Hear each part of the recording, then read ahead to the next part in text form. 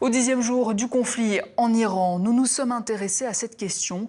Quels sont les relais d'influence de la République islamique sur le continent africain?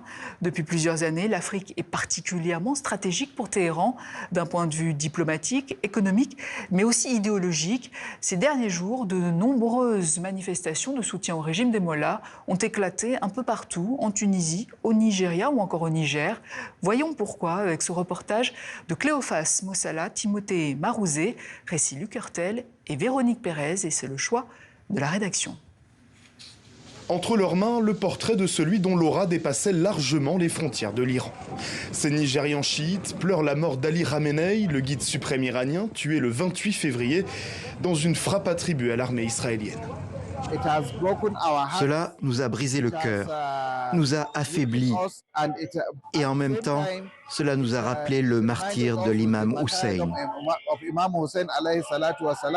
Puis nous avons repris nos esprits et nous avons senti que c'était la voie à suivre. Pour ces partisans du mouvement islamique au Nigeria, le guide est mort en martyr. Le groupe est un pur produit de la République islamique. Fondé en 1979 lors de la prise de pouvoir des ayatollahs, il est un exemple réussi d'exportation de l'influence iranienne à l'étranger. Un Iran aujourd'hui considérablement affaibli. En Afrique, ces relais sont dans l'expectative. Au Niger voisin, on fait flotter les drapeaux iraniens à la nuit tombée dans les rues de Niamey. Le visage du guide spirituel est exposé fièrement ici aussi. Nous appelons la communauté internationale, nous appelons les musulmans du monde entier à condamner cet acte, à sortir sans relâche pour condamner cet acte. Saïd Ali Khamenei n'est pas un guide pour les chiites, c'est un guide des musulmans du monde entier. L'Iran avait resserré les liens ces dernières années avec le Niger, surfant sur un rejet croissant de l'influence française et américaine au Sahel. Parmi les accords envisagés figure entre autres la livraison de 300 tonnes de concentré d'uranium à Téhéran. Sur pression américaine, Niamey a finalement renoncé. Enfin, ces soutiens sont aussi nombreux au Maghreb et notamment en Tunisie. Ils sont une centaine ce soir-là à manifester dans les rues de Tunis. L'Iran n'a pas d'autre choix que de se défendre. Nous lui souhaitons la victoire. C'est un pays qui a été attaqué. Trump s'en prend à une nation souveraine en exigeant une capitulation sans condition.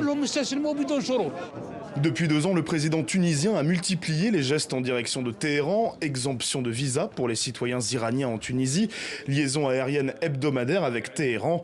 En clair, d'après cet ambassadeur israélien, pays qui bombarde actuellement l'Iran, Téhéran a développé une stratégie d'expansion désormais rodée.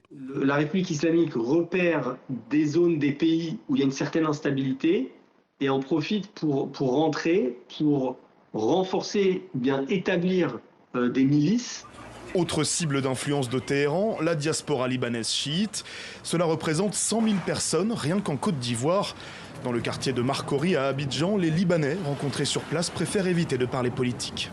Je ne peux pas, moi, rentrer dans les détails de tout ce qui est politique. Vous savez, le monde est fait comme il est. On a subi durant des années, durant des décennies de guerre. Vous savez un peu comment ça se passe. Aujourd'hui, moi, le plus important, c'est de pouvoir conserver une paix, de pouvoir aller dans le sens de la paix. Le conflit en cours au Moyen-Orient pourrait fragiliser la stratégie d'influence de l'Iran sur le continent, qui s'étend aussi au Soudan, avec le soutien militaire au général Al-Bourhan, jusqu'à la fabrication d'automobiles au Sénégal.